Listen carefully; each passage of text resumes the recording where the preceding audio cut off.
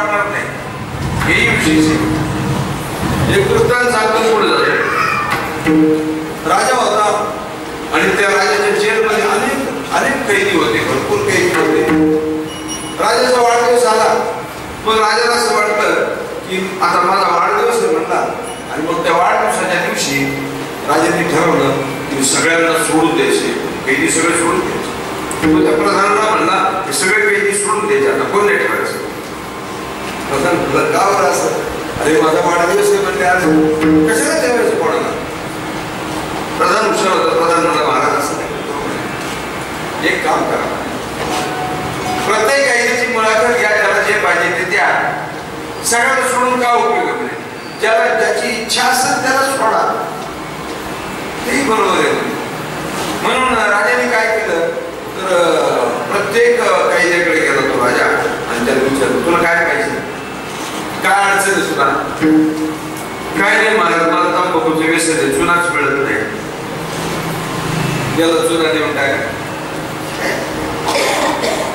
एका विचार, तुला काय महाराज, काय मला हे 2 पोळ्या देतात, 3 पोळ्या द्यायला सांगा. अरे याला 3 पोळ्या देतात रोज. असं प्रत्येकाला विचारत गेले, प्रत्येकाने काही काही काही सांगितलं. म्हणजे प्रत्येकाने आपापला विषय सांगितला. जन्मठेपेचा एक वयस्कर कैदी होता, त्याच्याकडे गेला राजा, त्याला विचारलं, काय पाहिजे तुला?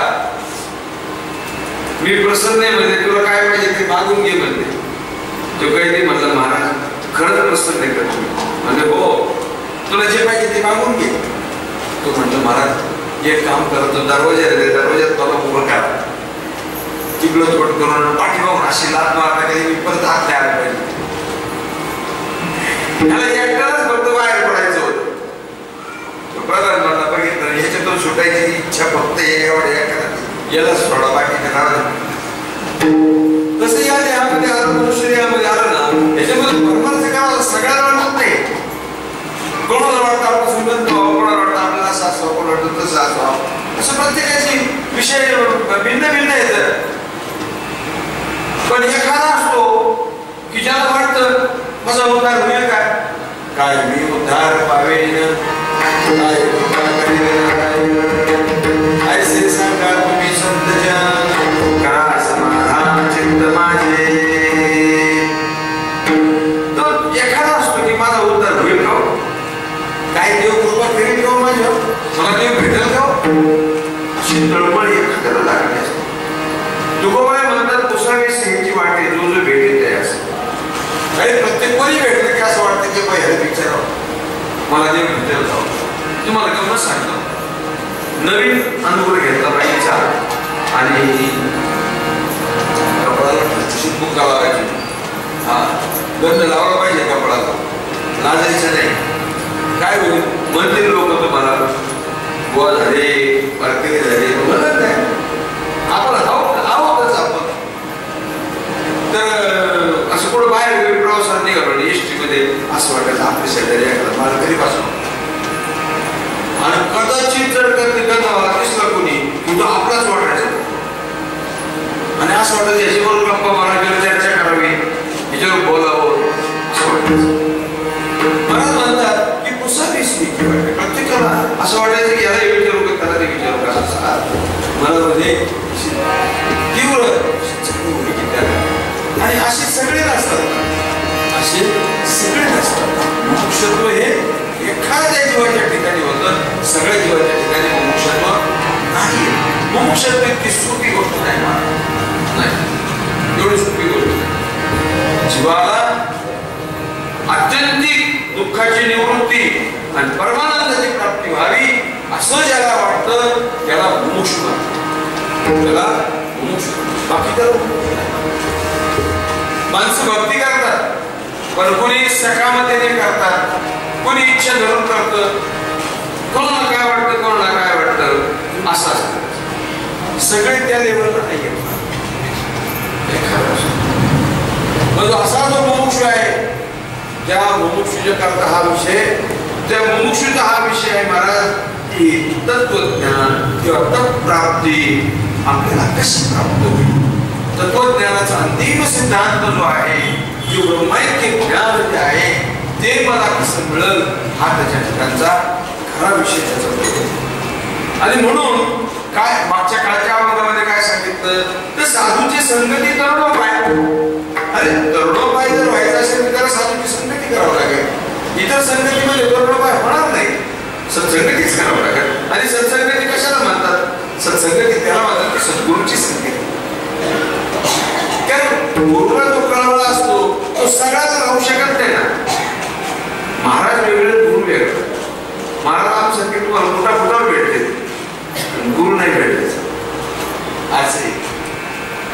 ऐसी कळवळ्याची जाते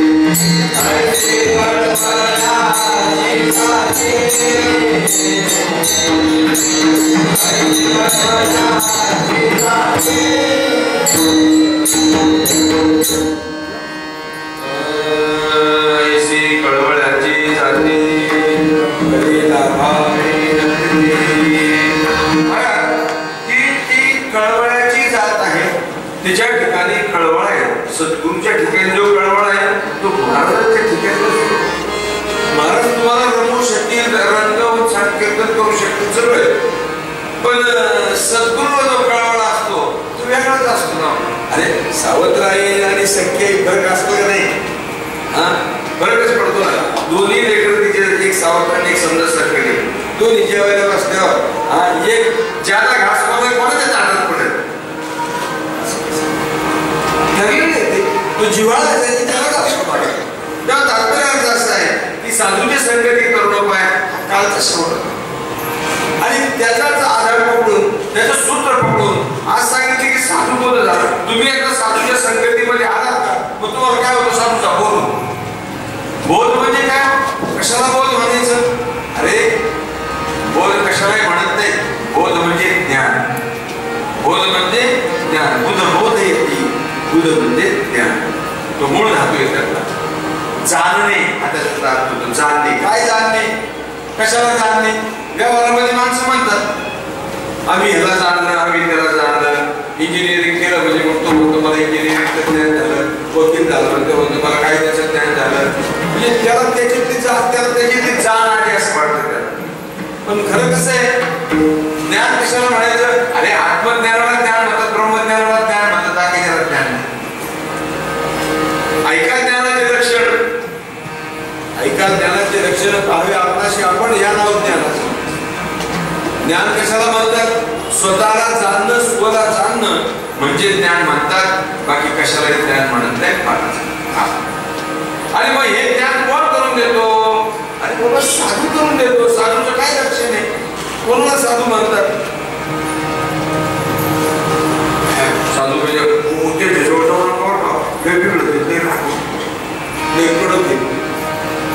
कडक साधू नको आपण. अखेर जाऊ ते जळते आपल्याला जरा कडकपणा दाखवला तर आपल्याला ज्ञान कसं व्हायचं? त्यांचं काम आपल्याला आवड म्हणजे आम्ही रात्री दरवाजा त्या रात्री जेवण त्या रात्रीच धरू. साधूचं लक्षण सांगताना राजबाबा म्हणतात साधू म्हणावे दयासी. साधू म्हणावे दयासी. दया क्षमा ज्याच्या दासी. साधू त्याला म्हणतात ज्याजवळ दया आहे, त्याच्याजवळ क्षमा आहे, त्याला साधू म्हणतात. अरे विश्वरागे झाले बंदी संती सुखी व्हावे पाणी. चिंता क्रोध मागे सारा ताटी पुढे साधू त्याला म्हणतात. महाराज मौलीच्या जीवनामध्ये